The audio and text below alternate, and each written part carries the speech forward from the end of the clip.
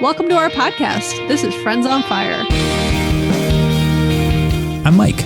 I'm a lifelong devotee of financial independence. I even wrote a book about it. And I'm Maggie, a newer convert, but just as passionate, especially on the intersection of minimalism and financial independence. We're one and the same. We are two like-minded friends who believe that talking about money with your friends and family opens the door to financial well-being. The Friends on Fire podcast is about dispelling myths, building financial acumen, and sharing your financial independence journey with the people you care about. This is Friends on Fire. Hey, Maggie. Hey, Mike. How's it going? Good. How are you? I'm good. We're going to do a different type of episode today. Yeah, we're going to try something out that we actually had an idea to do this as like a separate extra weekly episode every week. And then we were like, that might be too time consuming. It might be something we can't commit to time wise. So we're just going to try it out in our normal flow of weekly episodes. We're going to read an article that we think is interesting recently from the news and then hang up. No, there's other podcasts that just read articles aloud to you, which are lovely and helpful. No, we're going to actually like share some commentary on it and just use it as a what's the word? Not gateway. Use it as a pulpit. What's the word? Springboard? Springboard for a good conversation about, money and what's going on in the world. Now, Maggie, did you ever watch Reading Rainbow growing up? Yes. Reading Rainbow. God, that's my favorite show. LeVar Burton. Book. Yeah.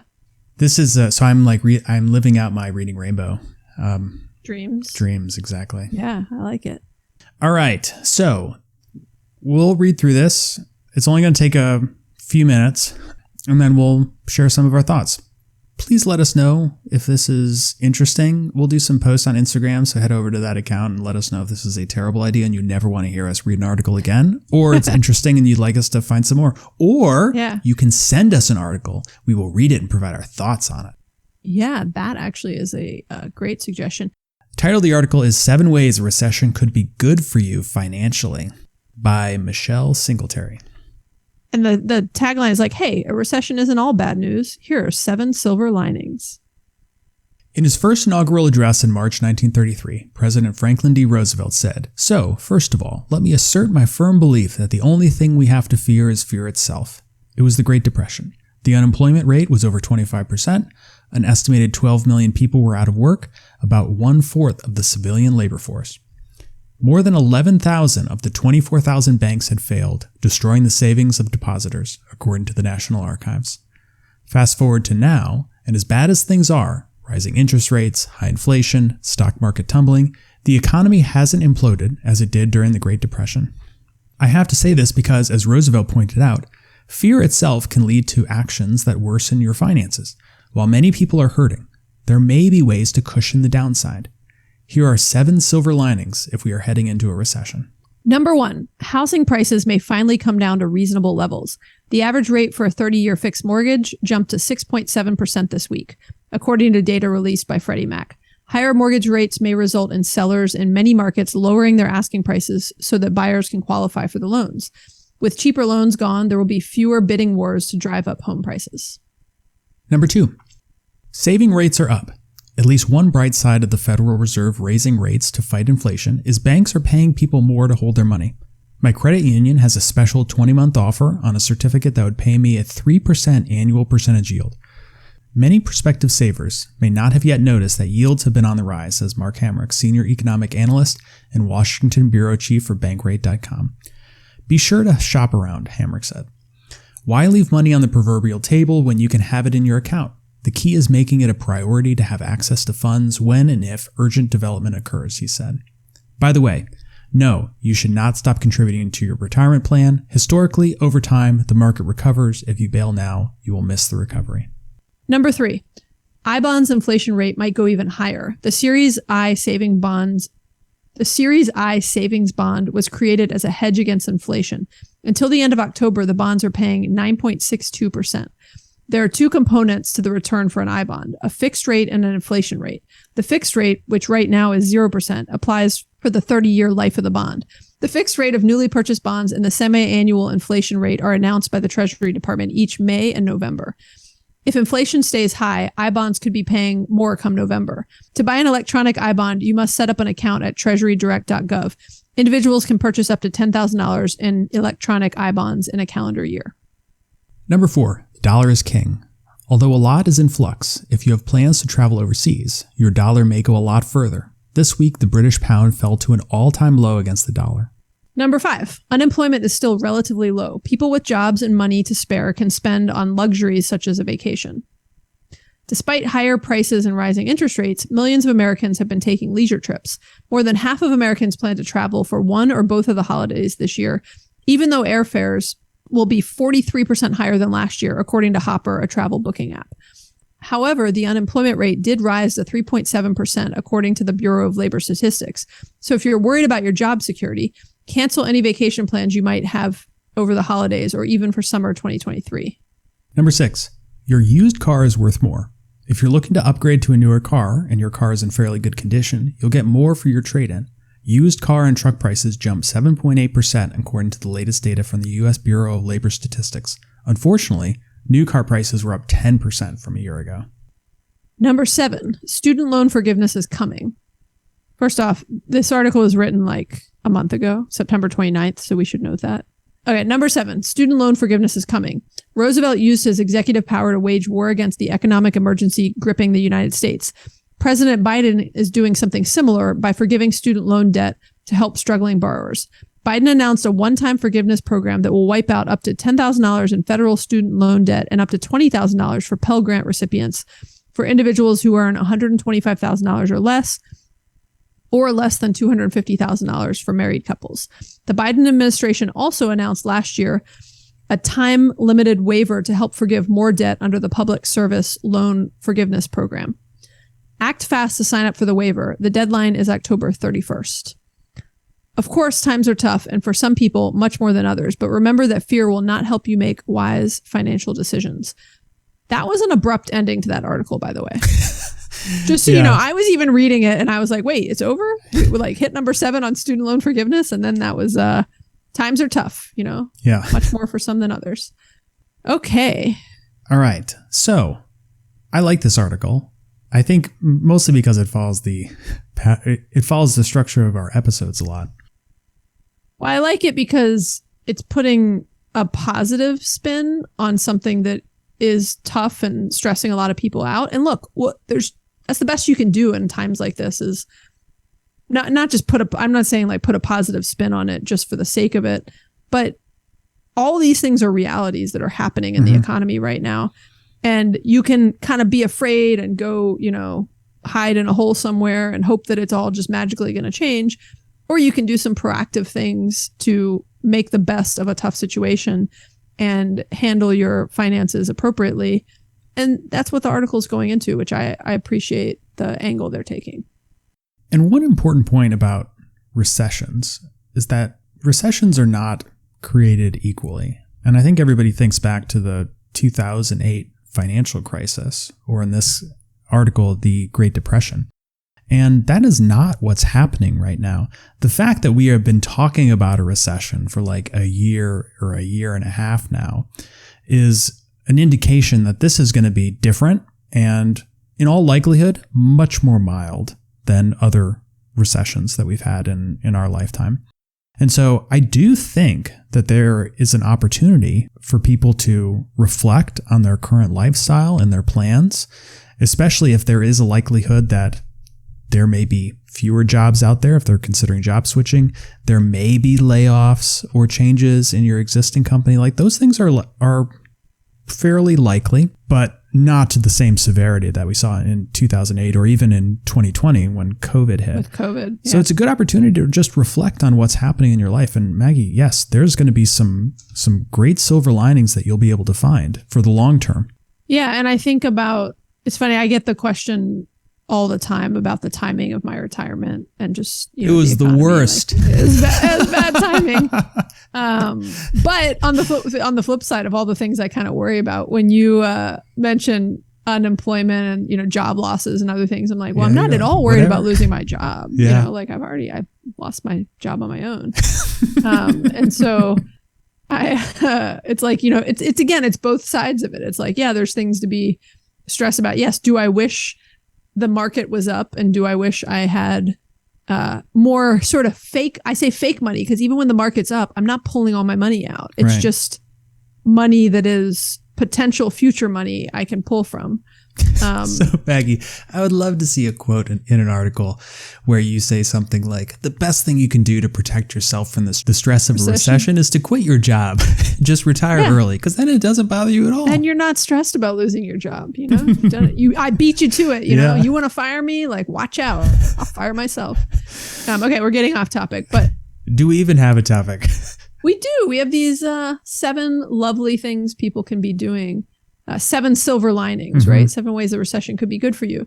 So a couple of things I think we should talk about that came up in here that we actually get a good bit of questions about, and we don't talk about much, is I bonds. So I've actually gotten a number of like Instagram comments, and we've talked about it in one episode, I think.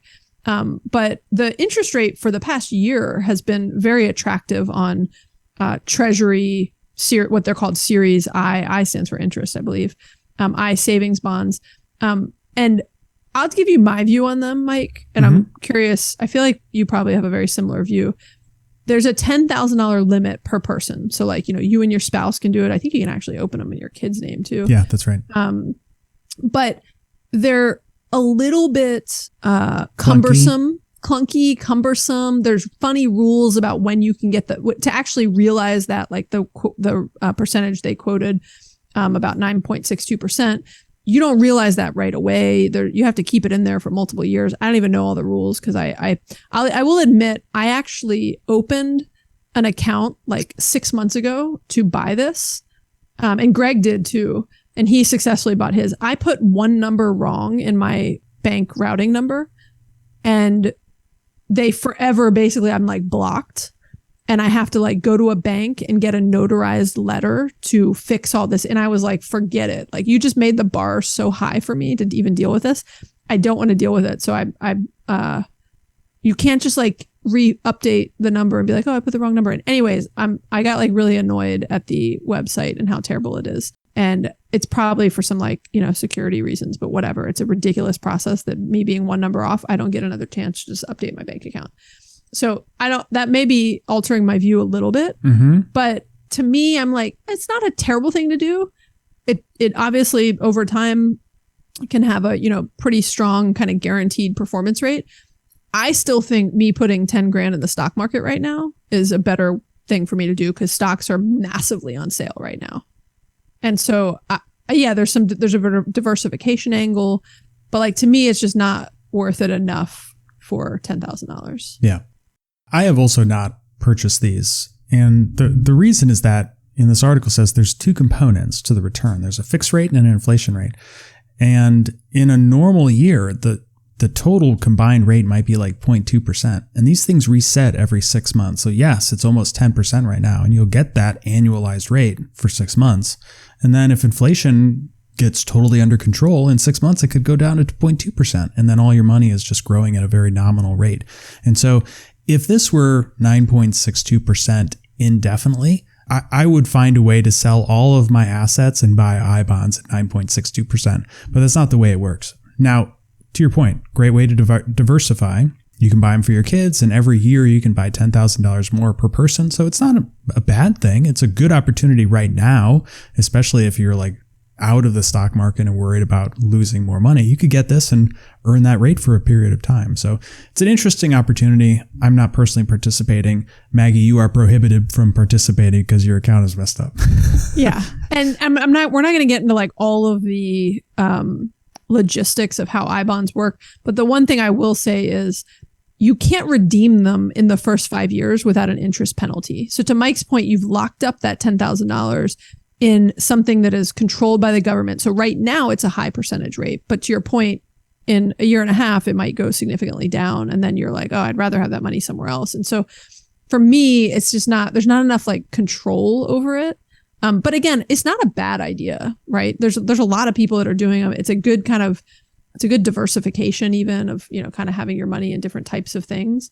But to me, the level of effort to kind of set one up for only $10,000, right? It's like another account I have to have, and I would rather just take that $10,000 and invest it in stocks that I think are about 25% on sale right now.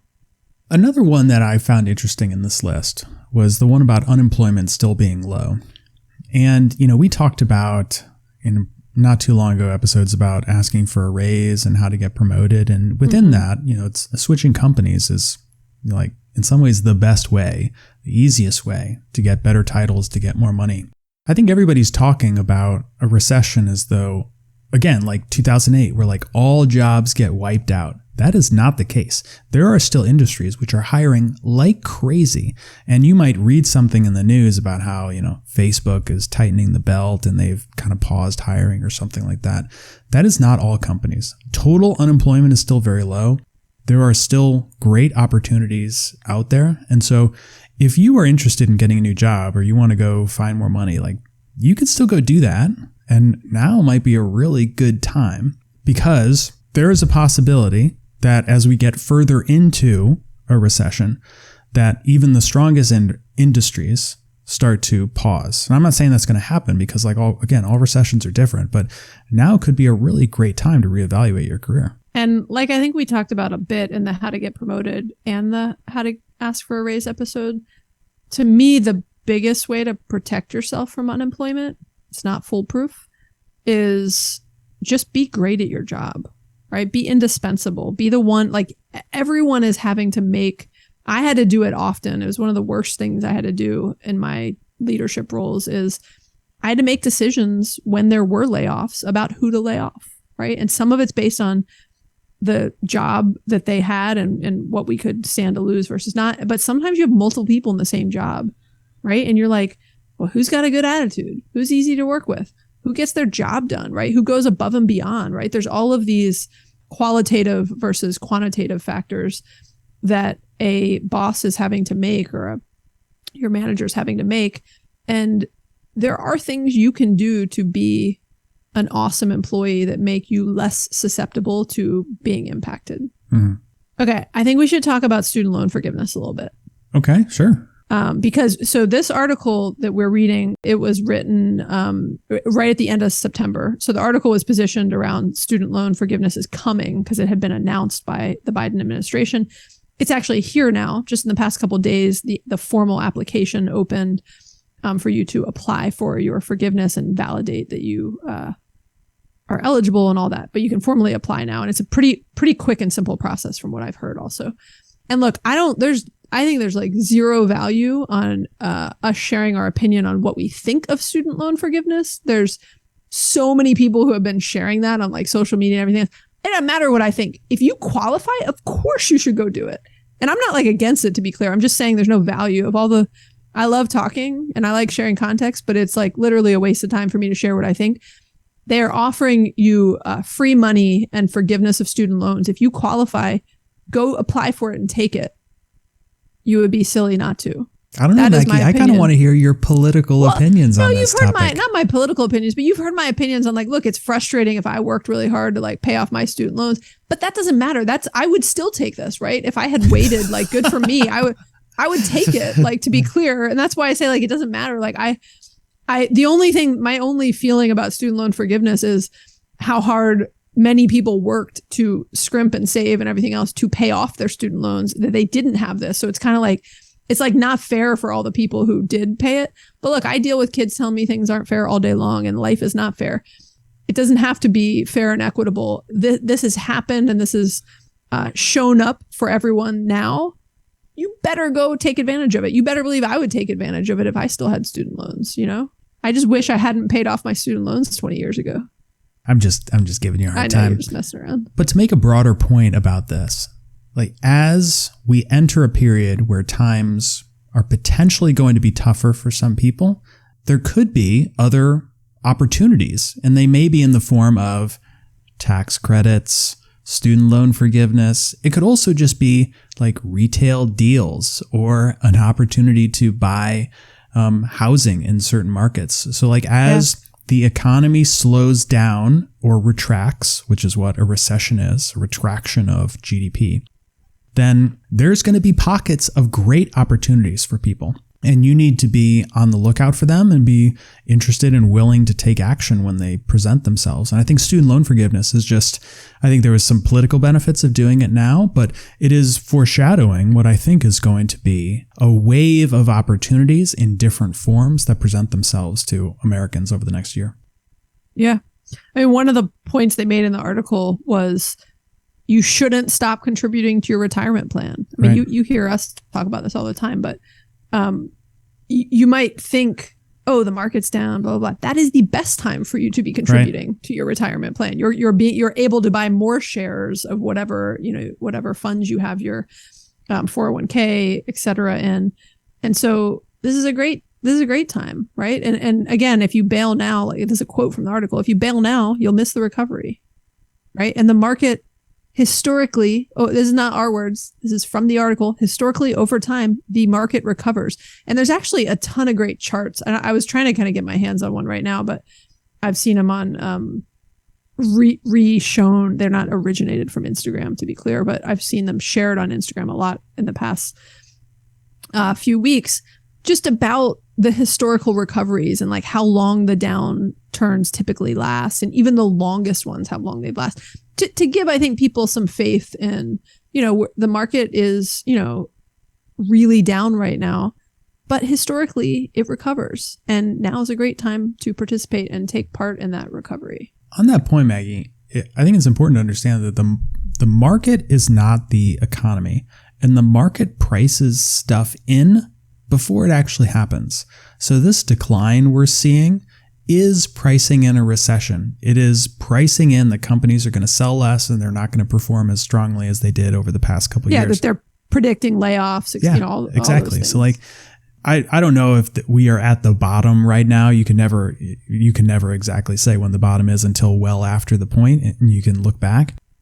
But in theory, we could have already been at the bottom. So the recession has been priced in, and it will just continue to go up. Even though the effects of it will be felt by people over the next year or two, the stock market is going to act differently. Yeah, there's a high likelihood that I'm wrong, but I have a belief that we hit the bottom last Friday.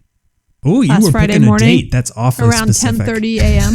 I was actually about to buy some stuff right after we got off then you got recording, too and then I busy? got distracted, and then the market like rebounded like big time, and I was like that VUG, which is like one of my favorite funds lately. It was at it was just really low. It was down. It was at like 210. So let me get this straight. You have the extraordinary ability to identify the bottom down to the minute, but you're too busy to capitalize on it because Exactly. Yeah.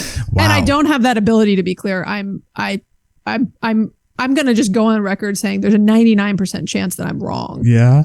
But I'm just like, I got a feeling, Well, I look forward to looking back on this and seeing if you're right. You could be right. What, wouldn't that be crazy? That would be amazing. Well, it wouldn't be amazing because I would have dumped all my money into it, and I didn't. So it would not be. I would rather actually be wrong and have the bottom come like another time when I actually participate, even just a little bit. To be clear, I'm dollar cost averaging though. Like I'm slowly putting in some cash. Okay. So Mike, let's wrap this up by going back to the very beginning of this article. You opened and read a line. I'll just reread it really quickly. In his first inaugural address in March 1933, President Franklin D. Roosevelt said, "So first of all, let me assert my firm belief that the only thing we have to fear is fear itself." That's deep. Yeah. And I think it is easy for people to become fearful now because what we are seeing in the news or on social media is people talking about a recession as though it is going to be catastrophic and impact everyone dramatically and equally. And that is just not the case. And I think this article does a really good job of kind of separating some of the opportunity from the downside. Yeah. And look, media's job is fear mongering. Yeah. The definition of fear mongering, for those that don't know it, is it's the action of deliberately arousing public fear or alarm about a particular issue. Like that's how they make money. That's how they get people to keep watching stuff. Right. And so, there's a difference between fear and being prepared. Right. And I think we talked about this in our fear episode.